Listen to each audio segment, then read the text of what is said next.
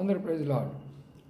త్రిత్వం అనే మాట బైబిల్ ఎక్కడ ఉందని చాలామంది వాదోపాదాలు డిబేట్లు చేసుకుంటున్నారు. చాలా సామాన్యంగా తెలుసుకోవచ్చు. అది ఆదికాండము 1:28 దేవుడు ఏమన్నాడంటే, మన స్వరూపమందు నరుని చేయుదుము అని అన్నాడు. నా స్వరూపం అనలేదు కదా. మనమంటే అర్థం ఏంటి? అప్పుడే తండ్రి, కుమార, పరిశుద్ధాత్మ అన్నాడు. తండ్రి అంటే మహిమా స్వరూపుడు, కుమారుడు అంటే మానవ స్వరూపుడు, పరిశుద్ధాత్మ అంటే ఆత్మస్వరూపుడు. అదే ఆదికాండం 11 కూడా మనం చూస్తే 1-10 దేవుడు అంటాడు, మనము దిగిపోయి నరులు చేసేటటువంటి కట్టడాలను చూద్దాము అని అంటాడు.